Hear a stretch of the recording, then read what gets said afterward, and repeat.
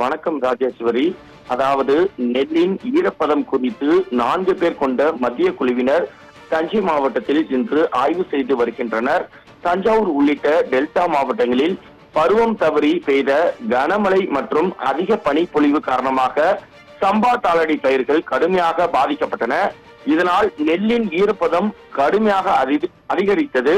இந்த நிலையில விவசாயிகளிடம் இருந்து தமிழக அரசு நேரடி நெல் கொள்முதல் நிலையம் மூலம் நெல் கொள்முதல் செய்து வருகிறது. நேரடி நெல் கொள்முதல் நிலையங்களில் 17%, அதாவது 17% ஈரப்பதம் இருந்தால் மட்டுமே நெல் கொள்முதல் செய்யப்பட்டு வந்தது.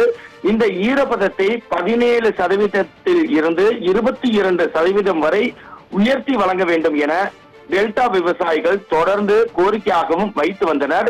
இது தொடர்பாக தமிழக அரசு மத்திய அரசிடம் நெல்லின் ஈரப்பதத்தை உயர்த்தி கொள்முதல் செய்ய வேண்டும் என கோரிக்கையும் வைத்தனர். அதன் தொடர்ச்சியாக நெல்லின் ஈரப்பதம் உயர்த்துவது தொடர்பாக மத்திய அரசின் சேமிப்பு மற்றும் ஆய்வு உதவி இயக்குநர்கள் நவீன், பிரதீப் மற்றும் தொழில்நுட்ப அதிகாரிகள் அபிஷேக், ராகுல் ஆகிய 4 பேர் கொண்ட மத்திய குழுவினர் தமிழ்நாடு வாணிப கழக இயக்குனர் அண்ணாதுரை தலைமையில் தஞ்சாவூர் மாவட்டம் ஒரத்தநாடு அருகே உள்ள கக்கரை பகுதியில் நேரடி நெல் கொள்முதல் நிலையங்களில் தற்போது ஆய்வு செய்தனர். தொடர்ந்து திருவாரூர், நாகை உள்ளிட்ட மாவட்டங்களில் ஆய்வு செய்யவும் உள்ளனர். இந்த 2 நாட்கள் ஆய்வுக்கு பிறகுதான் மத்திய அரசிடம் அறிக்கை தாக்கல் செய்ய உள்ளனர். அந்த அறிக்கையின் அடிப்படையில் நெல்லின் ஈரப்பதம் உயர்த்துவது தொடர்பாக மத்திய அரசு அறிவிப்பும் வெளியிடப்படும் என எதிர்பார்க்கப்படுகிறது. ராஜேஸ்வரி.